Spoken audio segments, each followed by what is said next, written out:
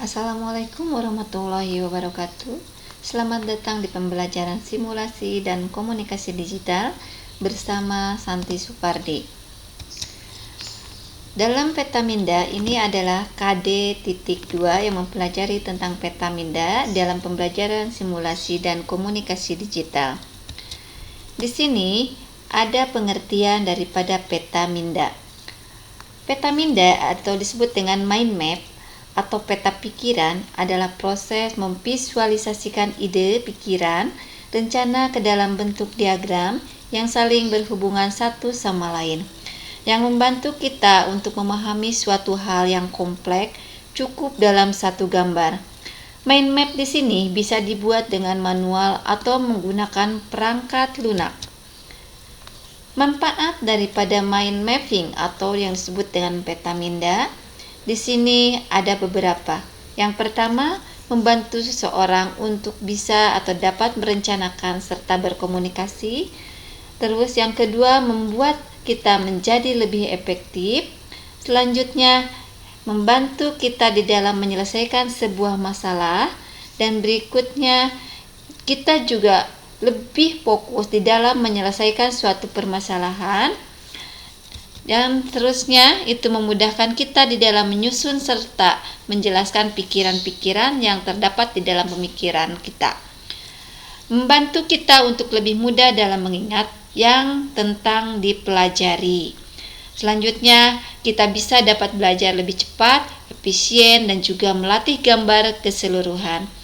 Selanjutnya, mengekspresikan waktu di dalam mempelajari sebuah informasi. Kelebihan daripada Petaminda: 1. Petaminda bisa menggabungkan kata, gambar, angka, dan warna sehingga bisa lebih berkesan dan menyenangkan untuk dibuat dan ditinjau. Yang keduanya, Petaminda atau link dan konsep kelompok bersama membantu lebih banyak gagasan menemukan makna yang lebih dalam subjek kita. Yang ketiga, Petaminda bisa dapat sekaligus memberi gambaran umum tentang subjek besar dan juga menyimpan sejumlah besar informasi. Yang keempat, Petaminda sangat intuitif, bisa meniru cara otak kita berpikir, memilih ide satu sama lain daripada berpikir secara linier. Yang kelima, Petaminda bisa menghasilkan ide dengan sangat cepat dan bisa mendorong mengeksploitasi jalur kreatif yang berbeda. Kegunaan dari Petaminda menurut Michael Michalko: pertama, memberi pandangan menyeluruh pada permasalahan pokok. Yang kedua, merencanakan rute atau kerangka atau pikiran suatu karangan. Yang ketiganya, mengumpulkan sejumlah besar data di suatu tempat. Yang keempat, mendorong pemecahan masalah dengan kreatif. Langkah-langkah penerapan daripada map mapping atau disebut dengan Petaminda. Adapun langkah-langkahnya pelaksanaan dan pembelajaran mind mapping ini adalah: yang pertama, 1. Mempelajari konsep suatu materi pelajaran itu sendiri. Yang kedua, menentukan ide-ide pokok. Yang ketiga, membuat peta pikiran atau peta konsep. Yang keempat, mempresentasikan di depan kelas. Membuat peta konsep atau Petaminda yang baik: pertama, kita siapkan pena dan kertas. Mungkin lebih baik karena Anda bisa membuat pikiran Anda lebih cepat dan tindakan menggambarkan cabang dapat membantu mengingat. Yang kedua, menggunakan komputer dapat membantu peta pikiran atau peta konsep kita dapat dicari dan menyertakan lampiran. 7 langkah dan tip untuk membuat peta pikiran atau Petaminda atau disebut peta konsep menurut Tony Buzan, Inggris, tahun 1960. Pertama, mulai di pusat halaman kosong supaya memberikan kebebasan otak untuk menyebar ke segala arah. Kedua, gunakan gambar untuk gagasan utama karena gambar ini bernilai 1000 kata yang memiliki banyak imajinasi. Yang ketiga, gunakan warna karena warna bisa menambahkan semangat ekstra dan kehidupan dan bisa menambahkan pemikiran kreatif dan menyenangkan. Yang keempat, hubungan cabang utama. Anda gambaran utama hubungkan cabang tingkat kedua dan ketiganya. ke tingkat pertama karena akan bisa mengingat dengan lebih mudah karena saling keterkaitan. Yang kelima, buatlah cabang-cabang Anda kursi daripada berjejer lurus karena berjejer lurus akan membosankan. Yang keenam, gunakan satu kata kunci per lain karena kunci tunggal memberikan peta pikiran Anda lebih banyak kekuatan dan fleksibel. Yang ketujuh, gunakan gambar di seluruh karena setiap gambar menilai 1000 kata. Jika memiliki 10 gambar, maka sama dengan 10.000 kata catat. Nah, di sini ada contoh dari peta minda.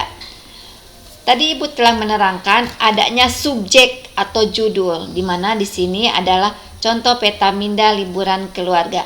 Mana yang disebut subjek atau judul utama? Ini adalah subjek liburan keluarga, judulnya atau subjeknya.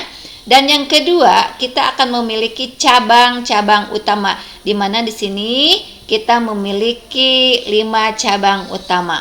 Yang pertama, ini cabangnya adalah siapa. Yang kedua, transportasi. Yang ketiganya, akomodasi. Yang keempat, kapan. Yang kelima, tujuan. Nah, dari cabang-cabang utama ini, kita akan memiliki pengembangan cabang-cabang daripada cabang utama. Misalkan, dari tujuan ini kita memiliki cabang. Tujuan liburan keluarga tujuannya mau kemana? Mau dalam kota atau luar kota. Nah, ini kapan? Awal tahun, tengah tahun, atau akhir tahun. Akomodasinya, kita mau apa? Misalkan kita mau ke villa, rumah, atau hotel. Terus transportasinya kita menggunakan dalam kota atau luar kota. Untuk siapa? Untuk keluarga atau teman. Nah, di sini dari subjek utama memiliki cabang utama, kita memiliki pengembangan daripada cabang-cabang utama. Nah, di sini setiap subjek atau cabang kita memiliki warna-warna yang berbeda dan memiliki warna yang kontras karena supaya mudah diingat. Ini adalah salah satu daripada contoh peta minda dengan judul liburan keluarga. Berikut langkah sederhana memvisualkan gagasan tentang liburan keluarga yang sebelumnya kita sudah bahas ya. Yang pertama, kita akan menentukan subjek atau judul. Di mana langkah pertama, tentukan subjek judul yang akan dibahas. Tuliskan di bagian tengah peta minda karena subjek ini adalah menjadi senter dalam peta minda. Nah, kita buatkan di sini, misalkan ini adalah subjeknya atau judulnya itu liburan keluarga. Ini adalah merupakan senter atau pusat ya. Yang kedua, kita buat cabang-cabang utama, di mana di sini adalah cabang utamanya adalah siapa, tujuan, aktivitas, dan perlengkapan. Selanjutnya tulis ide-ide yang terlintas yang terkait dengan subjek ya. Yang A-nya misalkan aktivitas apa saja yang ingin dilakukan. Yang B-nya apa saja perlengkapan yang perlu dipersiapkan. Yang ketiganya atau C, siapa saja yang akan diajak ikut serta. Yang D-nya, kemana saja tujuan perjalanan liburan kali ini. Dalam berikut dibuat 4 cabang utama yang terdiri dari ini. Nih, aktivitasnya apa, perlengkapannya apa, tujuannya apa, dan sama siapa.